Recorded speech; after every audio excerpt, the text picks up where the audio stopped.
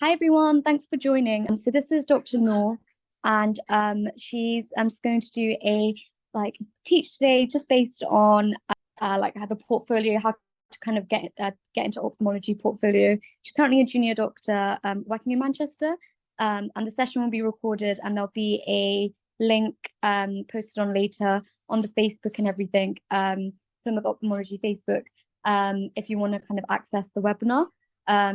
So yeah, and she'll be able to answer questions at the end of the talk. Hi, okay. Hey guys, welcome. So yeah, thanks Praveen for that introduction. So I'm currently a junior doctor in the UK, applying for ophthalmology, and I just thought I'd make this talk because when I was a medical student, I remember there wasn't much information about how to kind of get into ophthalmology. It's quite a niche specialty, and the application process is actually quite detailed, and it does help to get a start on it early on in your career if that's something that you want to do. So I want to kind of make this as interactive as possible. I want to give people a chance to ask questions because I think as much as people can read things online, it's always helpful when you can talk through someone who's actually like been through it or going through it. So feel free to ask questions as we go through. We'll have like a proper Q&A at the end, but feel free to interrupt at any point. And I'd just like to ask you guys to join on Menti as well, just so we can have a bit of interaction as well. So I'll just share my screen now. And okay. So can people see the screen? Yeah. Okay. All right. So yeah, this is basically how to build your ophthalmology portfolio while you're at medical school. Let's go. So what we're going to go through is I'm going to kind of introduce myself, which I've done, get to know kind of what your background level is. And please do interact, like I said, because what I want to do is I want to tailor this to what's most helpful for you guys. So the more you interact, the more you'll get out of it. Then we'll go through the actual process itself, and I'll go through the sections you can work out now while you're in medical school. If the technology works, we'll have a little breakout session as well, where we can try to collaborate and work together on maybe improving our portfolio with similar like-minded people, because I think that always helps, because there's not that many people that want to do ophthalmology, although it is increasing now. So meeting other people who want to do it early on can help, and you can kind of get started on projects early on. And it's all really about leaving enough time to make sure that your projects can get to that stage of publication or presentation early on. And then I'll just go through some quick tips at the end. So if you guys don't mind joining on to menti.com, you can either use this QR code here or just go on menti.com and then type this code in and let me know when you join. So I just want to kind of see what we're dealing with here. Okay, so we're dealing with year 2, a little bit of intercalation, and that's good. That's the right time to start, at around time. So it can take a few years for publications and things to get done, so that's always a good time to start. Okay, so I'm year 5, that's fine. I'll expect you to know a bit more. Okay. Okay, that's fine. Had about 6 responses so far. Let's just check how many people we've got. Got about 26 participants. Okay. Fine. Okay, so I think what kind of stage you're at. Just starting off. Got some things in there, presentations, etc. Okay. Fine. Okay. That's great. Okay, so we'll get to that later. All right, so going through the actual application, that's fine. If you just type it into Menti rather than the Zoom chat, that'd be great. Okay, so the actual ophthalmology application process. Oh, sorry, just before we start, actually, can I just check if you want to just type in to the chat which country you guys are from? I just want to see if there's any internationals. Again, they might not know so much about the process because this is open internationally. And then I'll see if I can. Okay, so we've got some people from Pakistan. Welcome. You guys are joining late for Pakistan. Okay. UK. Fine. Okay. So it is a bit more kind of international. So I'll start from the basics. So the way that ophthalmology training works in the UK is you do your 5 years of medical school. And then actually I have got a timeline here. So yeah. So you do your 5 years of medical school before this. Then you do your what we call a foundation training, which is FY1 and FY2, which in Pakistan is also known as like a house job. Then when you are in your 2nd year of your house job, you submit your application for ophthalmology. If everything is okay, like you've been okay in your house job so far, and generally like everything in your application's okay, that's just really to check, you know, that you haven't done anything too bad in your career so far. Then you'll get an invite to sit an exam, which you'll sit around your 2nd year, the start of your 2nd year of your house job or foundation year 2. And then after that, if you score highly enough in that exam, you can upload your portfolio for ophthalmology. So in this talk, we're going to be focusing mainly on your ophthalmology portfolio, but you have to just bear in mind that in order to get to that stage, you do need to have finished med school, you need to have done your 1st year of foundation training, and you need to have scored highly enough on this exam called the MSRA. That's not something that we can work on while you're in med school, so we're just going to ignore that for now. But this is definitely possible to work on now, and you won't have as much time later on. So it's a good idea to get it started on now. And then if you score well enough on the portfolio and MSRA, you'll be invited to interview. So in terms of how the process actually works, you can think of it like it's made up of 100 points overall. The training program in the UK is actually quite objective, which is really good. So they've made it more and more objective over the years. So, you know, there's not too much bias in terms of favoritism or anything like that. So I'd say for that reason, it's good for international students as well if they want to have a go at applying. So like I said, in your 2nd year, you'll be invited to sit the MSRA exam. That will count towards 20 points of your overall application if we view the whole application as 100 points. You'll have a portfolio, which will be 50 points, and your interview will make up 30 points. And like I said, for this talk, we're just going to be focusing on the portfolio points, which is half of your total application. And actually, a lot of it you can do in medical school. So just get started as early as possible is what I'd say. And then you at least know you've got 50% of the scores when you get to actually applying. So we've been through that. You can find all of the portfolio guidance on this website. So this talk is being recorded and will be uploaded later, so you can access these links later. But this is the official deanery that recruits for ophthalmology training in the UK. They list all of their criteria and everything you look for here. The criteria does tend to change every year, so it's really important to keep that in mind. So everything I'm saying today is based on the current criteria as far as I'm aware. And of course, everything that I'm saying, because I'm not representing the deanery officially or anything like that, so it's just my knowledge, it's what I've heard from other people who've applied, who've got in. But you know, I can't guarantee that what I say will definitely get you points for when you actually apply, because things change and because scoring changes as well. But yeah, if you want to know the full details, I'd go on here. It's not always super clear on the website.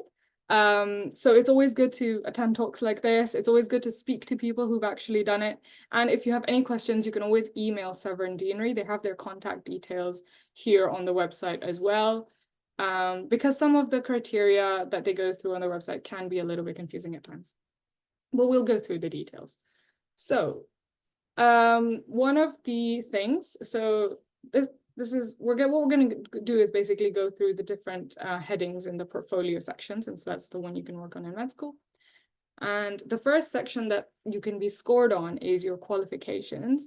Now, this is a recent change since last year. Intercalated degrees no longer count, and they don't give you scores for training anymore. So unfortunately, the universities that have compulsory intercalation, like Oxbridge and I think UCL and Imperial do as well, your degrees won't count. what I would recommend for anyone who's in a university where they've got a 5-year degree, if you do want to intercalate, just instead of doing it after your 3rd year, just do it after your final year. So then it won't technically be an intercalation. So just finish your MBBS degree in your final year, apply for a master's or a BSc, and then you can do that before foundation. And it would have been the same as if you'd done an intercalated degree, but the difference is just that it will actually give you points this time around. Unfortunately, if you do it in the middle of your medical program, it will no longer give you points. So some really good degrees for ophthalmology are, they have that Masters in Ophthalmology at Manchester University and at UCL as well. Those are 2 really good ones, but any Masters or any BSc in any specialty counts for this, so it doesn't have to be ophthalmology. A PG cert gets you points in this section. So what I'd say for this is, I think majority of people here, apart from a couple, were below FY2.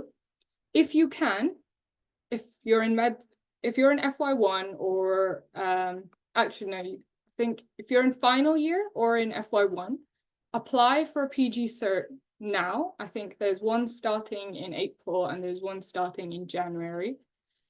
Just look up like postgraduate certificate in medical education, and then that can be something you can do part-time when you start your FY1. And if you're an FY1, when you start your FY2, you do have to apply a bit in advance. Hence why I'd say for final year is just apply now. And it takes a year to get the qualification. So then by the time that you actually submit your application in FY2, you'll have the application by then. PhD and DPhil, of course, will get you points, but I think that's kind of low yield for you guys. Medical students don't typically have that, but don't worry about that because everyone's going to be in the same boat. The trick is really just knowing how to score and where to score. So do your degrees, not as intercalated, do them afterwards and apply for PG Cert on time, a year ahead, so that you can get the qualification in time for FY2. Okay. Then there's the prizes section. So in this section, you can get a total of 5 points. So if you remember, the total portfolio is worth 50. So this is quite good. You can get like 10% of points from this section. There are some undergraduate awards. If you're interested in ophthalmology, you'll know that in your final year, and you can actually, I think, set it in 4th year as well, there's something called the Duke Elder Award in Ophthalmology. That's basically an undergraduate award that tests not like undergraduate level ophthalmology knowledge, so basic sciences and a little bit of clinical. It does take about 1 to 2 months of revision. That's how long it took me, and I managed to score in the top decile for that exam. So it's not too difficult to do, and that gets you 2 points. So this actually gets you the most points out of anything else in this entire section. So it's really worth doing the Duke Elder in med school. What I did is I did it in 4th year, just to see what the exam was like, and then I just did it in final year again. And then in 4th year I didn't revise for it, and then in final year I revised, and I was able to get in the top 10%. So if you get in the top 10% for this exam, you get 2 points. If you get in the top 60%, you only get 0.5 points. And if you get below that, you get no points. So yeah, I'd say if you want to do ophthalmology, definitely worth putting in the 1 to 2 months of revision it takes to do this exam. It's happening in, I think, September, October time this year, and I think it's open now. So anyone in 4th year, 5th year, you can sign up for it. And it doesn't hurt to just do it, even if you're not thinking of going into ophthalmology, or even if you're not prepared, because if you're not prepared, you can always do it the next year. You can only do it as an undergrad, bear that in mind, but if you're 4th year, you could do it again. And I know people, for example, that did this exam and didn't want to do ophthalmology, scored well, and then later changed their mind and are now applying for ophthalmology training. So I would say just do the exam, even if you're not prepared, just do it, because there's no harm. Then there's other awards that can get you points as well. So societies hold awards. You can search up like national awards for like the United Kingdom undergraduates. So there's the I know there's a national award in medical education that's held by like the Manchester Medical Society. So I'm currently based in Manchester, that's why I know about that. And when you're in foundation year, actually, everyone's invited for a national award in pediatrics as well. But there's many others, and the specialty doesn't matter. By the way, so what I've tried to do for this presentation is really break down all of the sections on the website and explain to you what is likely to get you points and what isn't. Like I said, I can't guarantee this will get you points, but what I found when I was a medical student and when I was applying is the website will just tell you, do this to get a point. What it won't tell you examples of things. So that's what I'm going to try to go through. But yeah, please don't like, get at me if you don't end up getting the points in the end, because I can't guarantee. I'm only speculating based on like hearsay. Another way you can get some points in the prizes section is if you have the best presentation. So what this means is you've done some work, like you've done an audit or even a case report. Like when you're a medical student, you go on your ophthalmology placement, you see a really interesting case, you write it up, and you present it at a conference. And we'll go through some conferences that you can present at later. And it honestly takes maybe like 1 to 2 weeks to write up a case report. They're like 500, 700 words. And if you make it into a poster, you can present it at a conference as well. And what if you find some basic conferences, so I think the British National Ophthalmology Society actually has a conference coming up. So submit something for that. If you are the best presenter at that conference, you'll get 1 point in this section. And it's really, really easy actually to get points in this section. People think you have to be amazing to be the best presenter. You really don't. Just any project you do in medical school, try to make a poster from it and then just submit it. There are conferences that are held specifically for medical students and foundation doctors and their audit projects. So that's really good, because if you go to one of those, you have a chance to actually win a prize, because these audit conferences are based at younger people like junior doctors and stuff. So it'll be people at your level. You definitely have a chance of winning a prize there. And no, they don't. In the prizes section, they don't have to be ophthalmology specific. So I, for example, won an international prize for the best presentation at a radiology conference. This is just again, the Manchester Medical Society. I just keep roughing them. It's just because I know them.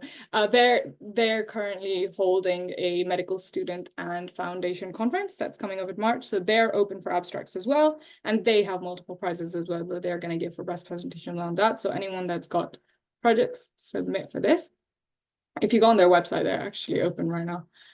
And then the other section that can get you awards or points here is medical school awards. So if you were in the top 20% of your medical school, you'll get a point in this section.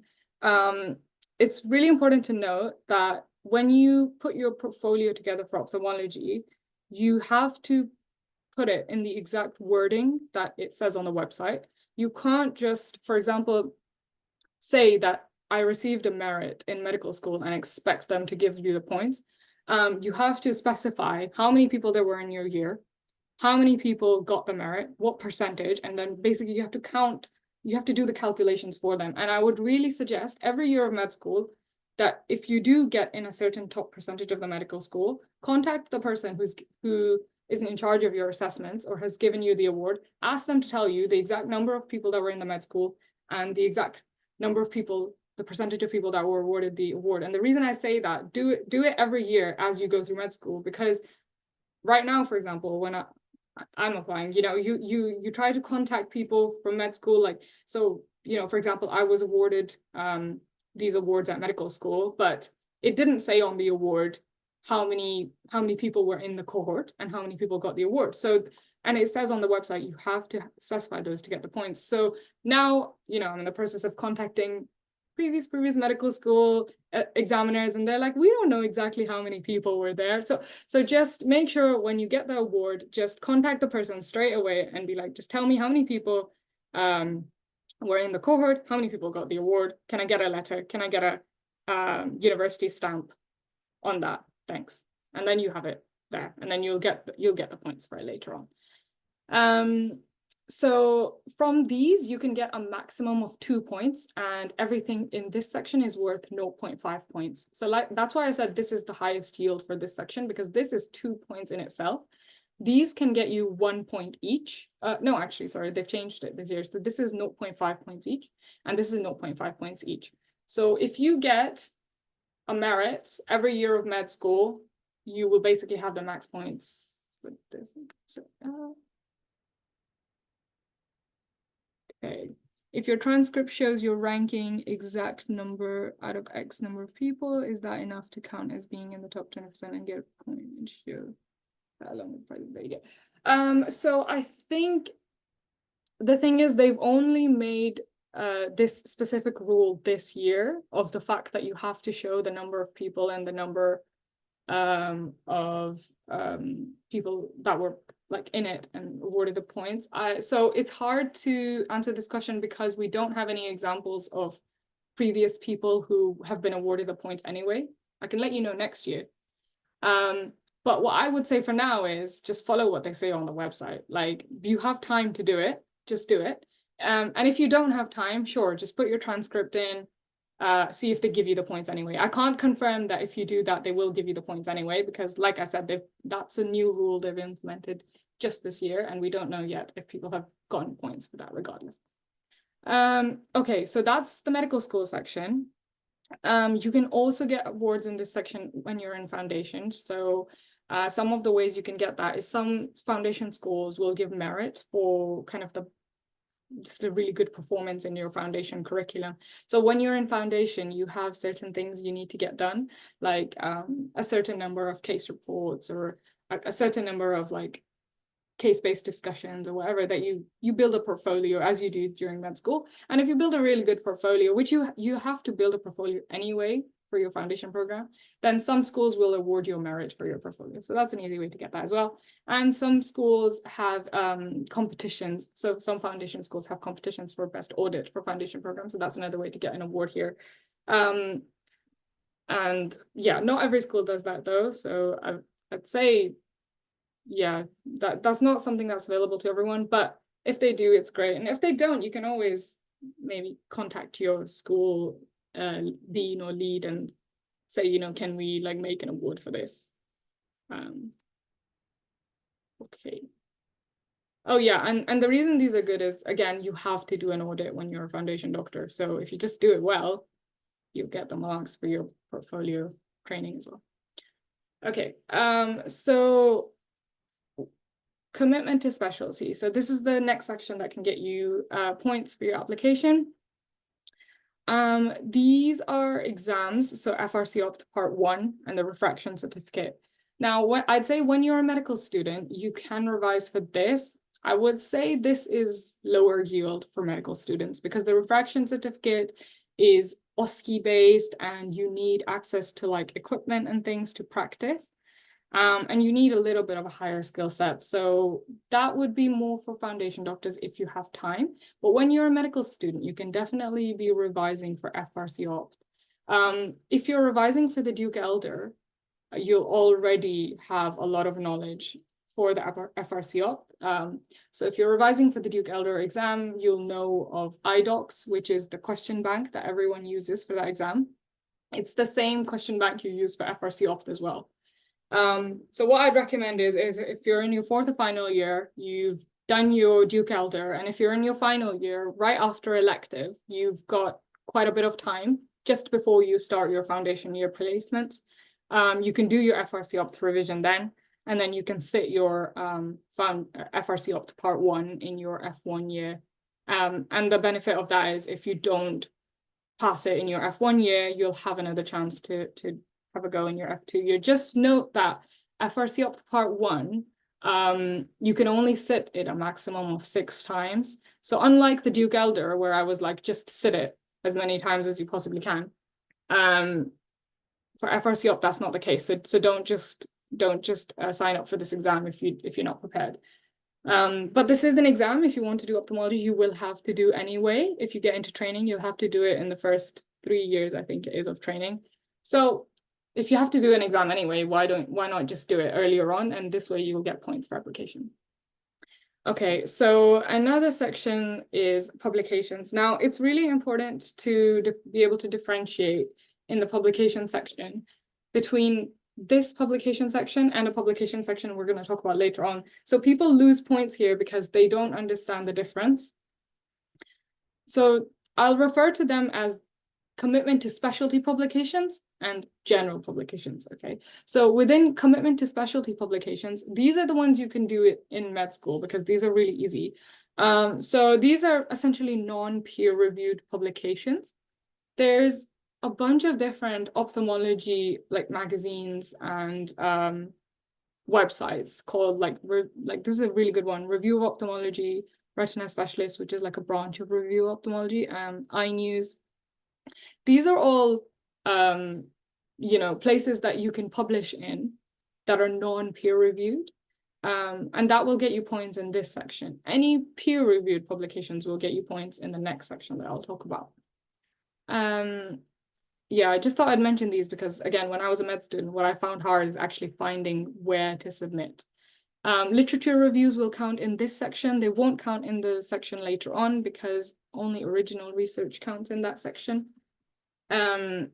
And so, for example, I did a literature review while I was at med school. I published it in I, and that would get you points. Yeah, I think, yeah, we will publish the link for that at the end. I think I think Parween can probably sort that out for you. Thanks, Parween. And this is another way to get an easy kind of non-peer-reviewed publication. It's called a book review. You can do this as a med student as well. So if you contact iNews, which is a magazine, an ophthalmology magazine, it's free. Just contact them and ask them, do you have any books that I can write a review on? And they get sent ophthalmology books that people are publishing, but they get sent them for free because they're a magazine, and the reason they get sent them for free is because they want people to review them. So the magazine will get sent the book, and then if you reach out to them, they will send you the book for free. So it's great. You get a book for free, and then you can write like a short 500 to 700 word review on the book. Which is just, saying, yeah, like I thought this book was good, it was easy to read, good pictures, stuff like that. Obviously make it a bit better than that. But yeah, so you don't need to do any actual research work for that. But it essentially, I think, I've been told it can potentially count as a non-peer-reviewed publication for this section. So it can get you a point for that. I'm not entirely sure though, so don't quote me on that. But it's just a good thing to know. Do systematic, yes, they do. So we will get onto that section in a bit. But yeah, these are kind of the publications that are like, not dodgy, but like, a little bit more, they're not original research articles. They're not like work that takes a long, long time, but they are work that will give you points. So if you want quick wins, do these ones. And then systematic reviews take longer, but they do get you points. So we'll go on to that later in a bit. Okay. So attending meetings gets you points. You don't even have to do anything at the meeting, you just have to sit there. So you can apply for these now while you're a medical student, get them out of the way. International meetings get you 1 point, national get you 1, and then regional get you 0.5. Again, the website doesn't specify exactly which are which, but this is what I think the general gist of which category each meeting falls into based on people that have scored that I know. So yeah, so this is the British and Ireland Vitreoretinal Association called Beavers. This is the Royal College Conference, and this is the American Academy Ophthalmology Conference. So those are all well-known ophthalmology conferences that count as international meetings. National is the Royal Society of Medicine ophthalmology section.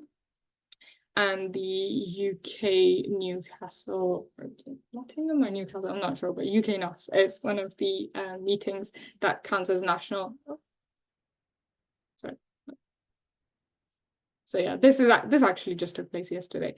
And regional is 0.5. So things like the Yorkshire Retina Society, the North of England Ophthalmology Society, the Manchester Medical Society, and the Trent Ophthalmology Society. How do we get to know about these meetings? Okay, yeah, so this is exactly why I've made this talk, is because the website just says go to these meetings, but people like don't know which category which meeting goes into. So that's why I've tried to make this, and hopefully it's helpful. What I'd say is, after this talk, just have a look as to when the next meeting is for each. So these are all basically committees, or that they hold meetings every year. So I think NEOS at least holds 2 meetings a year. YRS holds 2 meetings a year.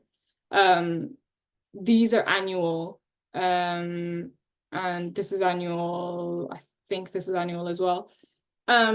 Just go on their websites for each of these, see when the next one is. And again, do this while you're a medical student, because when you're a foundation doctor, you'll have to specifically apply for annual leave or study leave in order to book and go to the conferences, which is just a pain. While you're a medical student, you have a lot more free time. So just all you need to do is just book the conference and go to it. So just find out whichever one's next and just go to it and just get the certificate. Is online attendance an option at these meetings, and would that count? Yeah, definitely. So especially for the international students, the Beavers conference last year was online, it was virtual, and yeah, that would definitely get you a point. People got points for that. The only thing is, I don't know if all of them are virtual now, just because people are starting to go back to face-to-face. But yes, virtual or face-to-face, they do count.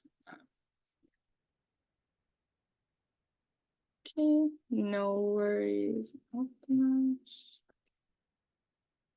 So there's a discretionary section of the portfolio where you can get points just based on what the examiner feels like.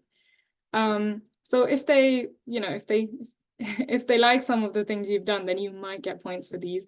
These are not, official off of the website. On the website, all it says is discretionary, so do whatever you want. And these are just some things that I think might get you points in this area. So if your university has a ophthalmology society, become like a committee member for that. So like we're doing this with Plymouth Ophthalmology Society now, so the people who are on the committee, like Parveen, they can put that on here and potentially get points for that. If you have an ophthalmology society at your university, sign up for the committee now, or if you don't have one, make a society, which will look even better. And then they do tend to, I know in the past, they actually had a section that was specifically scored based on volunteer work. And people did a lot of things to kind of put in that criteria. They've taken that out, but because they do have a section called discretionary now, I think if you do that work, it's probably highly likely to get you points, considering they had a whole section on it before that was definitely scored. So there's something called I Hope Charity. St. Thomas's and Guy's Trust, their ophthalmology department works quite closely with them. So you can reach out to them. They kind of do fundraisers and events for this charity.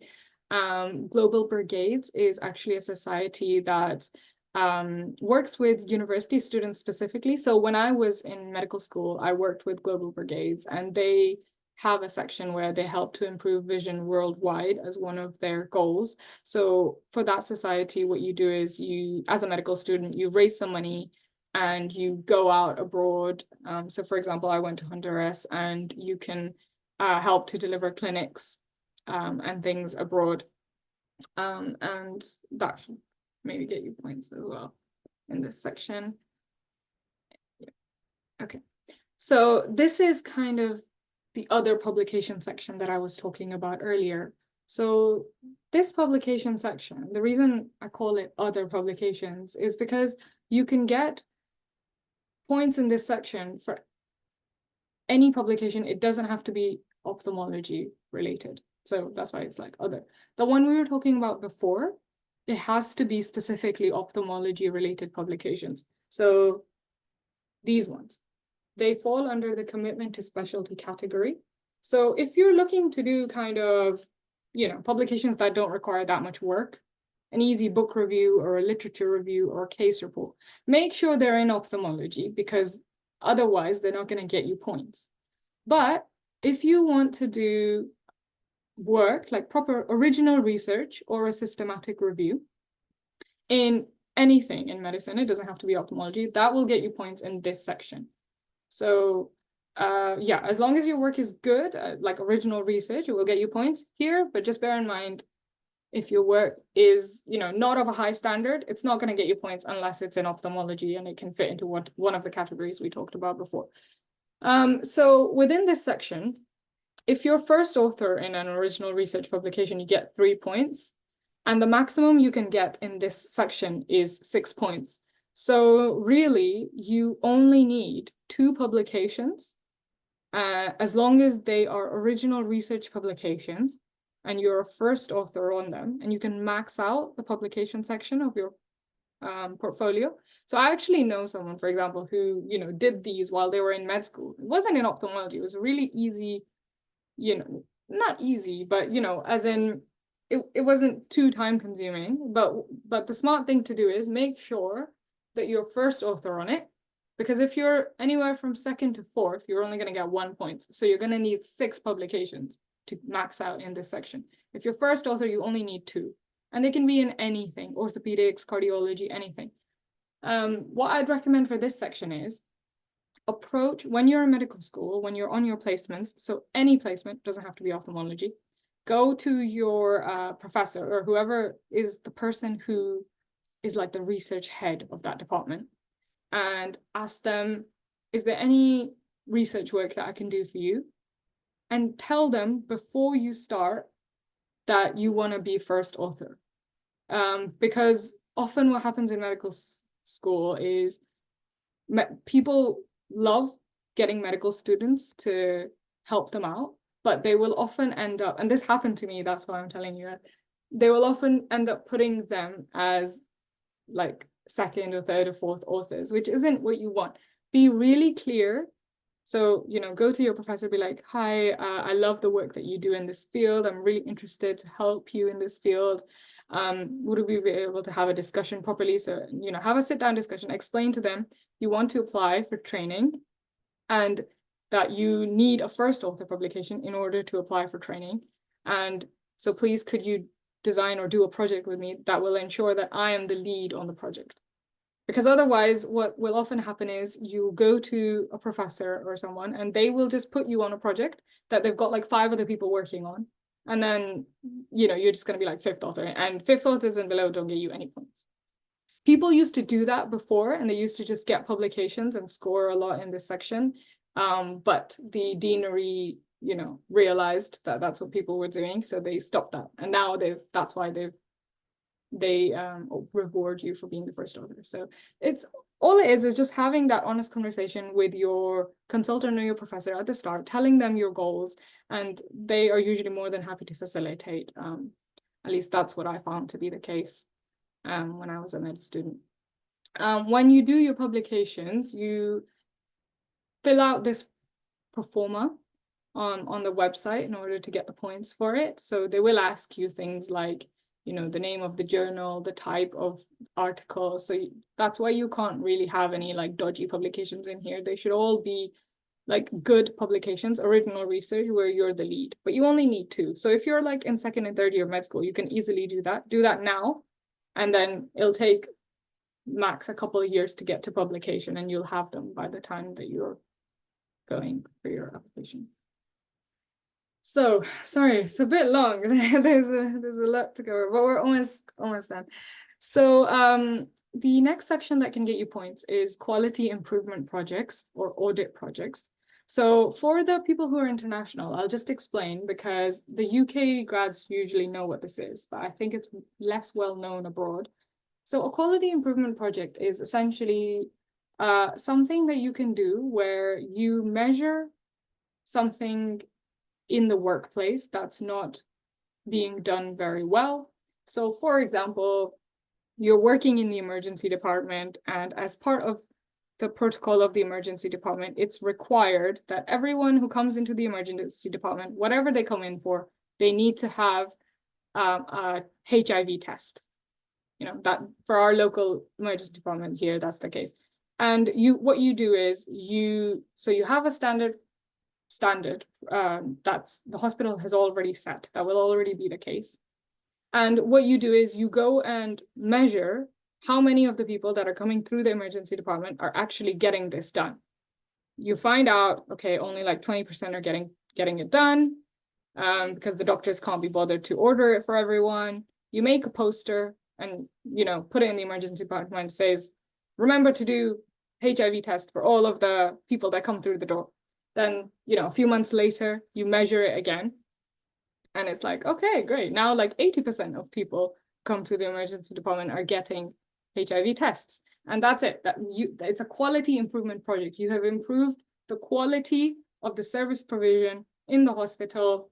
The key things that get you points in ophthalmology for it is make sure there's a guideline in place. So the guideline at the start should say that our hospital guideline is that all patients who come into the emergency department should have a HIV test. Guideline in place. You need to measure it at the start. You need to have an intervention. And this is all what forms part of the PDSA cycle. If you look this up, this will be all the sections I'm explaining. You need to have the intervention, then you need to measure outcomes, and then you need to show that there was a change in outcomes. If you do all of that, you can get 4 out of 5 points in this section. The 5 point maximum you can get in this section is 5 points. And if you do all of that, you can get 4 points. If you manage to then publish your work, you can get the max points, which is 5 points. So as a medical student, what I would say is start going to ophthalmology kind of in your free time regularly early on. What that will do is that will help you to see where there are faults in the system. And then when you're in final year, start your audit project or quality improvement project. And the reason I say final year is because for the application, it only counts if it's within the last 3 years of the interview date, your quality improvement project. All of the other things we've talked about, there's no time limit. But for this, there's a time limit. So don't do it before final year, but just think about where the gap is that you want to fix before that. Attend things, speak to people. Then when you're in final year, start your project, measure, you know, whatever is not being done well, put the intervention in, measure it a few months or even a year later, because the longer you can have it over, the more points you'll get. And then, you know, if you've made a change, what I do is just present that. So if you remember, I mentioned they have conferences specifically for foundation. Oh, sorry. They have them here. So Best Audit and Foundation Program, audit conferences, Manchester Medical Society conferences. So it can get you points in the prizes section as well. So if you do your audit and then you submit it to one of these conferences, you'll get a presentation out of it as well, and you can get a potential prize out of it as well. Just note, you won't be able to put it in the presentations section. And if you publish it also, you can't put it in the publication section because they only like you to put one separate projects in each section. So you can't like present a project and publish a project and say like, yeah, I've got max points in all sections. It has to be different projects. But the exception to that is the prizes. So if you present, that's why I'm saying present your audit. So for example, what I did is I did my quality improvement project in my foundation year. I was able to show that I was able to make a significant change in the department I was working in.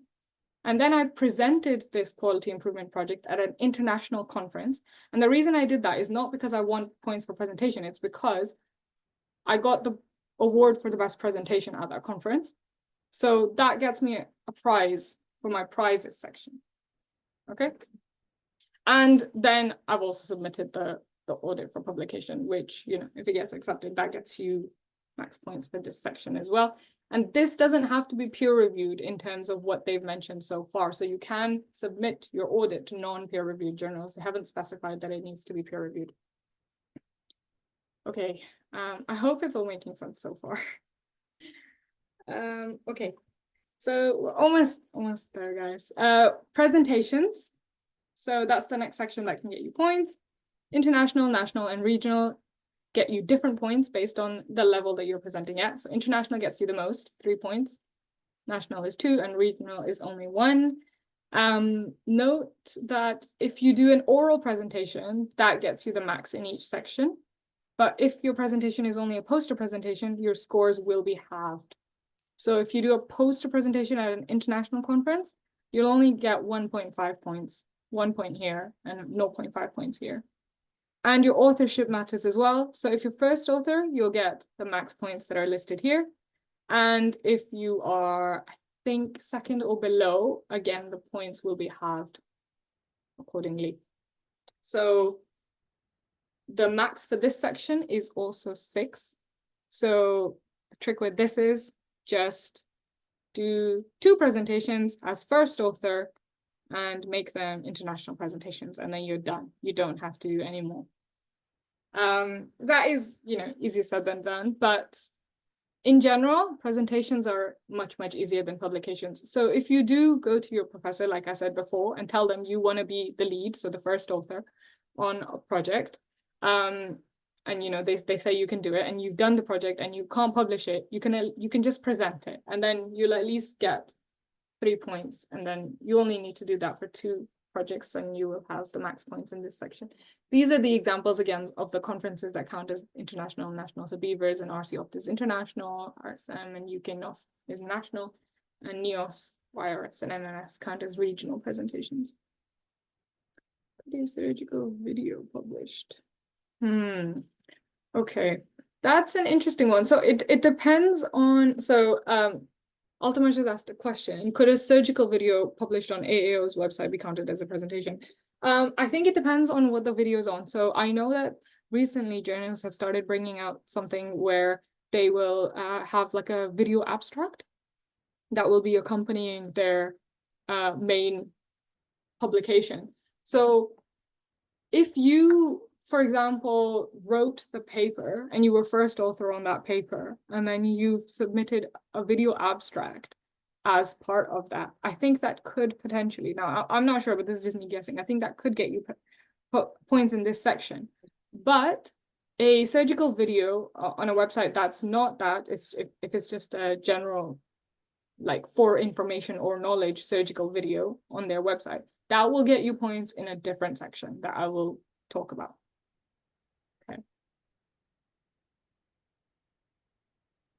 So, education and teaching.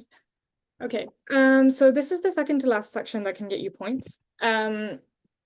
If you run an educational course, so for example, if you, for example, I was like the president of the OSCE Society at our med school. I ran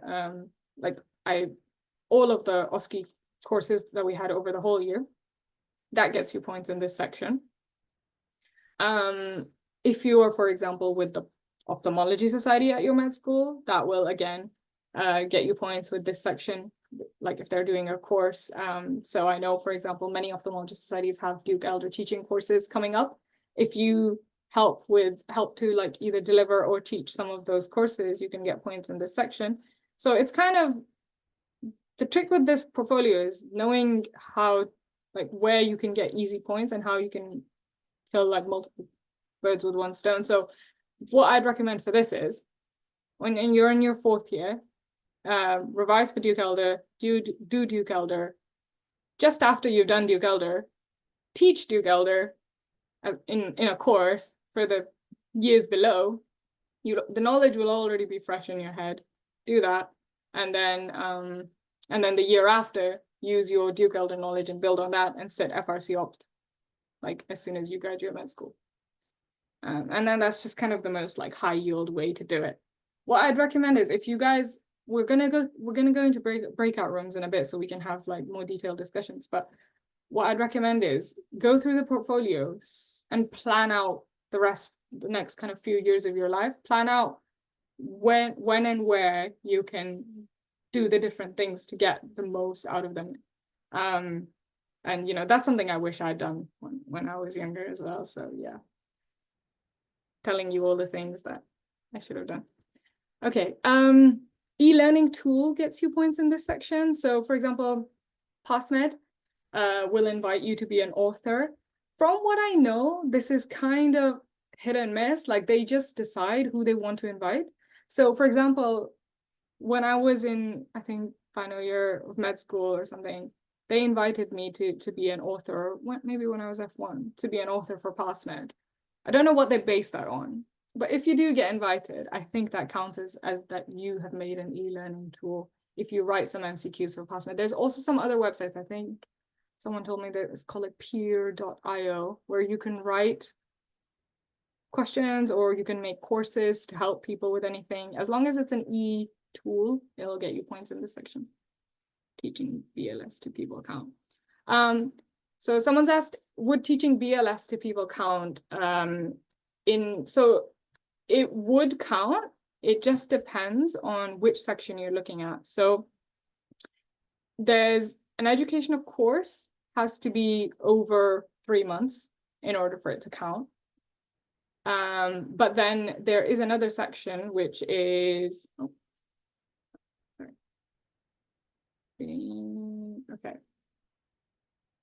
Sorry, there is basically in the detail on the website here. If I just go onto the evidence folder.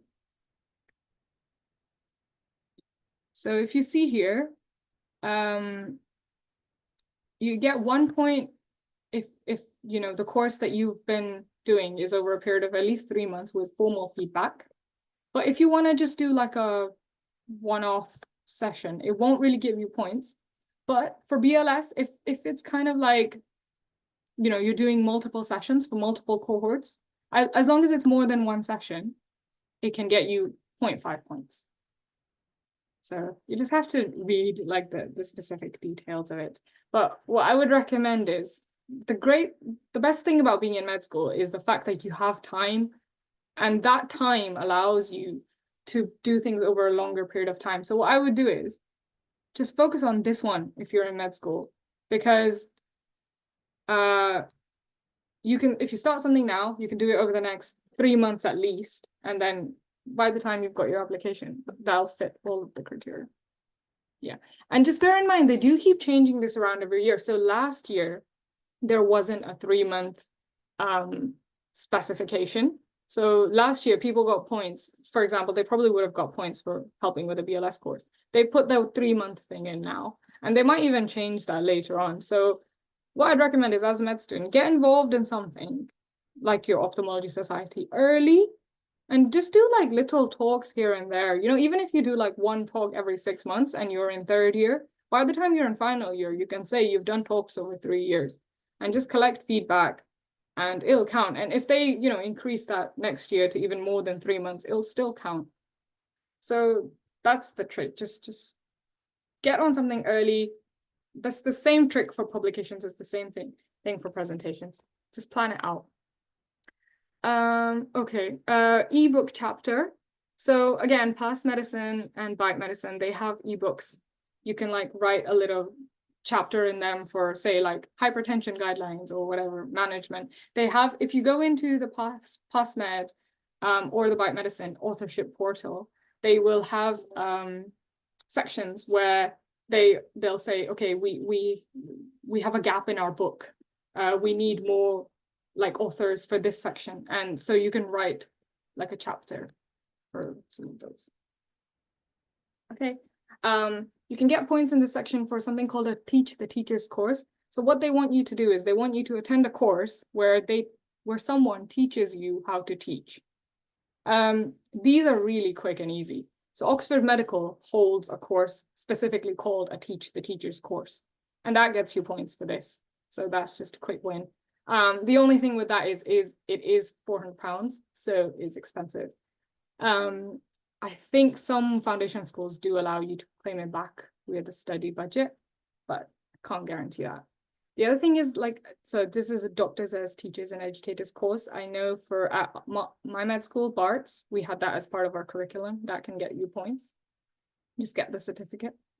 And there's something called a prime, which is, I think,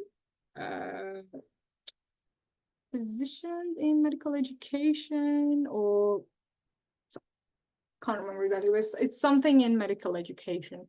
I can post the link for it at the end of the talk, but they hold courses as well called Teach the Teacher courses. And again, same thing. You just book onto the course, get the certificate, done.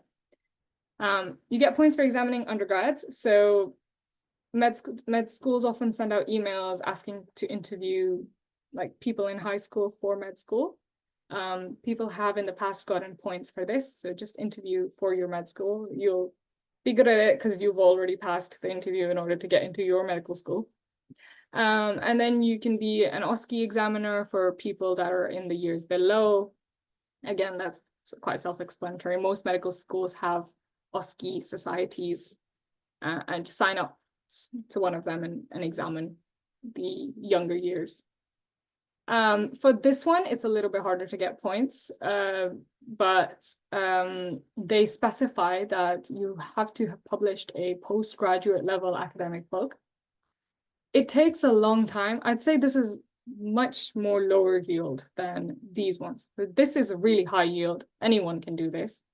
Anyone can do this. And then, yeah, these are easy as well. Educational course, that's really easy. Just give a few teaching sessions.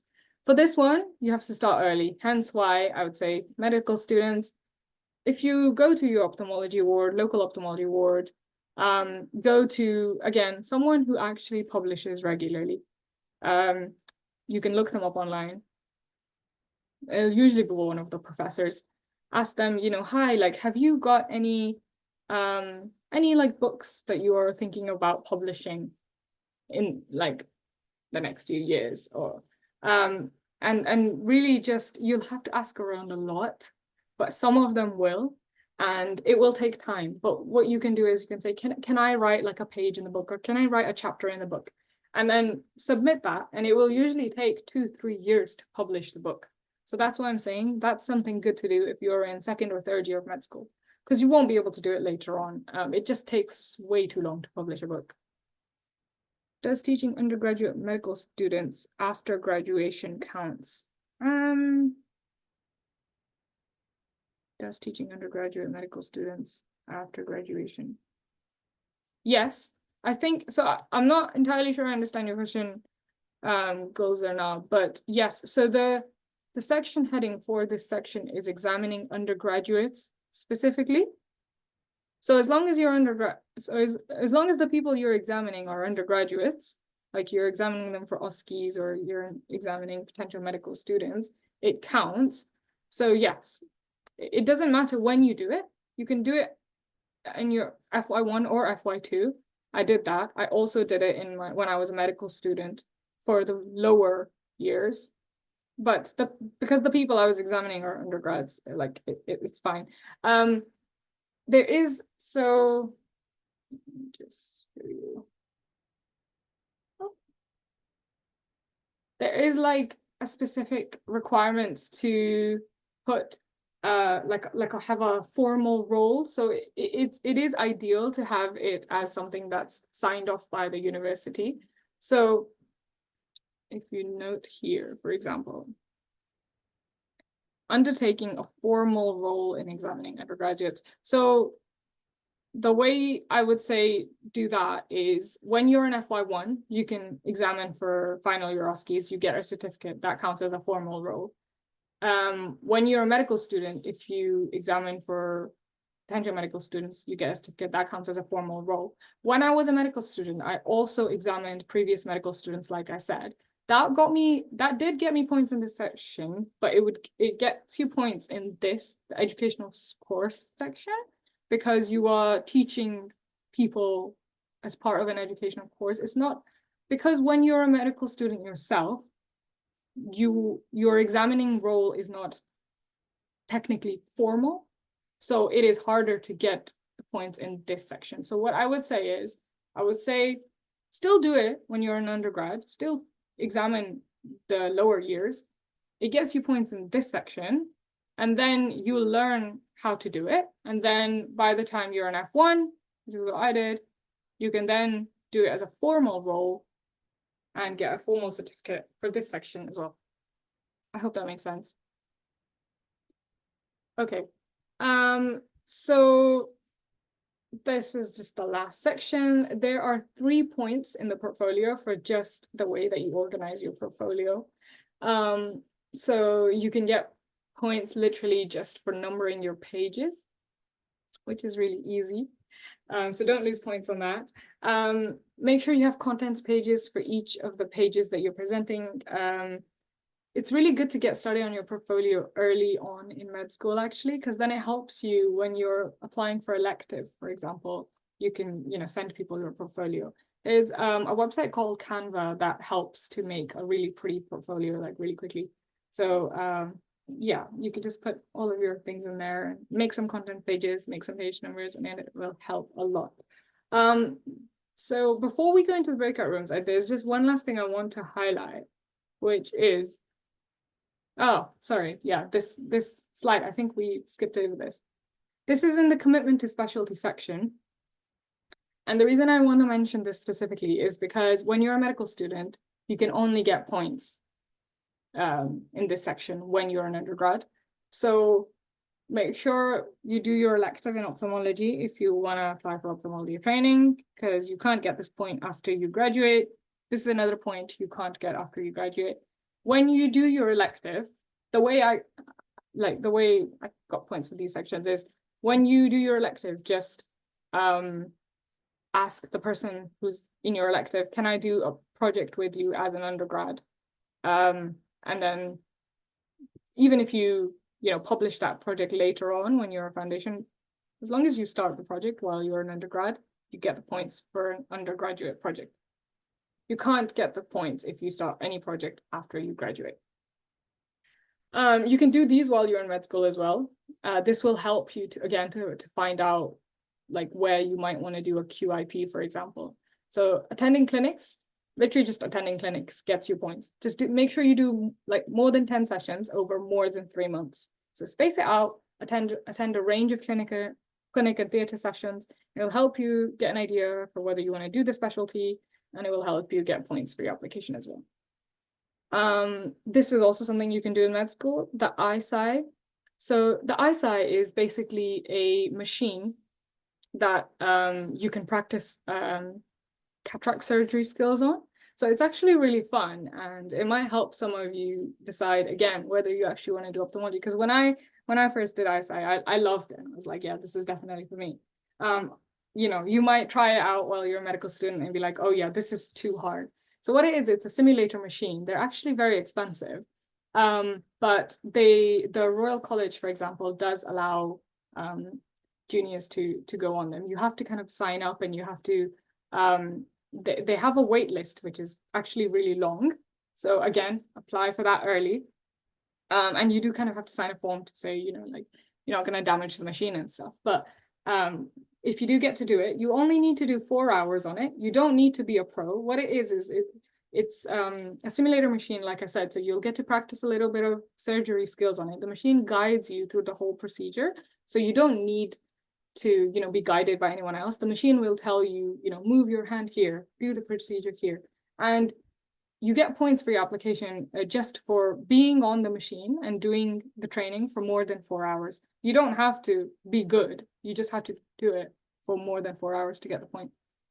For this, I'd say go on the Royal College of Ophthalmology website, sign up to the EyeSight, sign up now, because the waiting list is so long. You want to make sure you get a spot like by the time you apply. The other way you can do it is, so the Royal College has their machine, which you can sign up for. If that's full, you can also go to your local deanery. So the main university hospitals will have this. Not every DGH will have this, and I'm not sure they have it abroad, like in Pakistan, unfortunately. But if you go to major hospitals, so Manchester, Birmingham, London, I think there's one in York as well, Hollow York, one of the two. And I think there's one in Leeds. You just go to the major teaching hospital. They will have an ISI machine, and you ask to see if you can use theirs. Basically, like a 1 week rotation. Yes. Yes. Sorry. I think I skipped some slides in here. But yes, you're right. Ultimately, the evidence folder does mention a taster week. So that's a good point. It's different from, oh yes, the reason it wasn't included in this is because a taster week isn't something you can do while you're a medical student, but you can do it while you're a foundation trainee. So while you're a medical student, just do your final year elective in ophthalmology.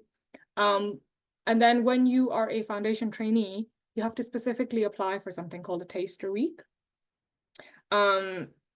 I don't know why they've made it into two separate things. You basically do the same thing that you do in your elective. So yes, otherwise you just follow like an ophthalmology department around for 1 week. It's exactly the same thing, but it just gets you points because you've done it during because you've done it during your like actual foundation.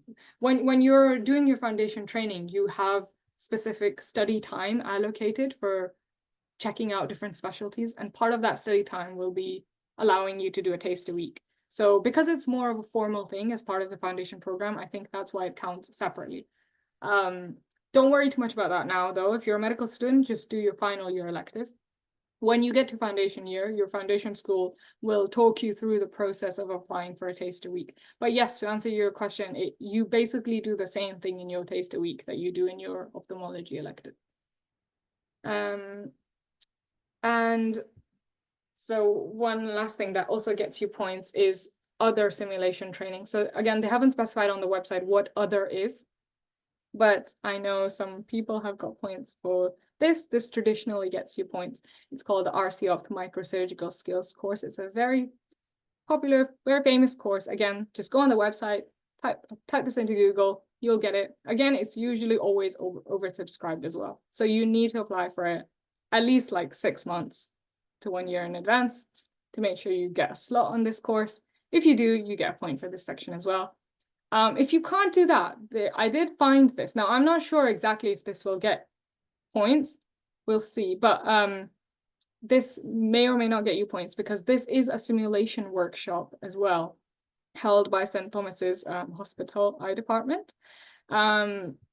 It's called the St. Thomas's and Guys and St. Thomas's I Hope Laser Ophthalmology Workshop, if you want to look it up. The problem with this is it's only held every 2 years. So it's not held this year. It will be held next year. Again, make sure you apply for that in advance. If you do, I think that might count as simulation training because as part of this, you do actually practice laser on on simulated eyes, which is the definition of simulation training. Ultimash is asking, also for ISI, would a letter from the host institution be sufficient as proof, or would you need to retrieve the ISI scores from the simulator? So from what I've seen from everyone who's got the points, you need to actually print out your training report. I don't think a letter would be good enough. I've never heard of someone using a letter for proof for ISI. When you do the ISI machine, it records the amount of time you spent on it and records your progress. Just print that out. Just print the sheet out. It's really easy. Don't worry about looking bad. They don't care about your actual progress. They only care about the total time spent on the machine. Like I said, just do 4 hours and you get the points. Okay, so that's, I think, everything we've been through. I apologize. I know it's been a bit of a longer one, but I wanted to make this into a workshop style thing so that people could potentially get the most benefit rather than reading something online or having someone just talk to you. What I wanted to do, if people are still willing, if you feel like you still have the energy, I appreciate it's late. What we were going to do is, if you want to go back onto Menti and just type in or select which of the portfolio area you feel like you want the most help with, or you find yourself to be the weakest in. The code is the same as the previous one, so it's 73033965. Okay, people want help and prizes. And then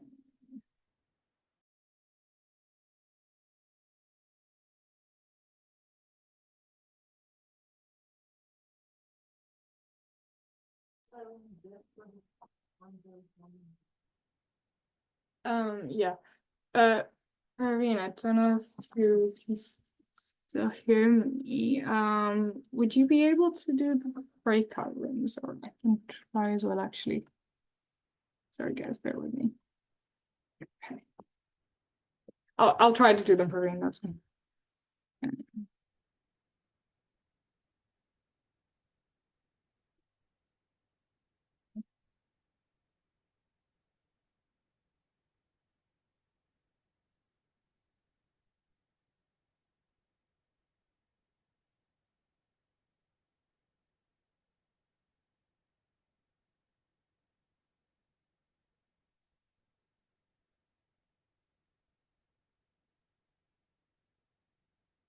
That's a real person.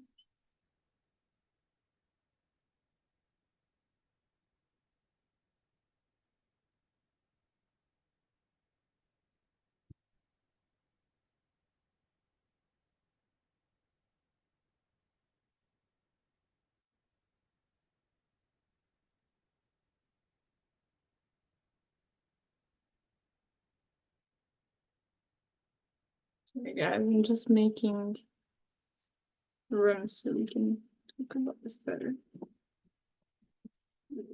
Specialty.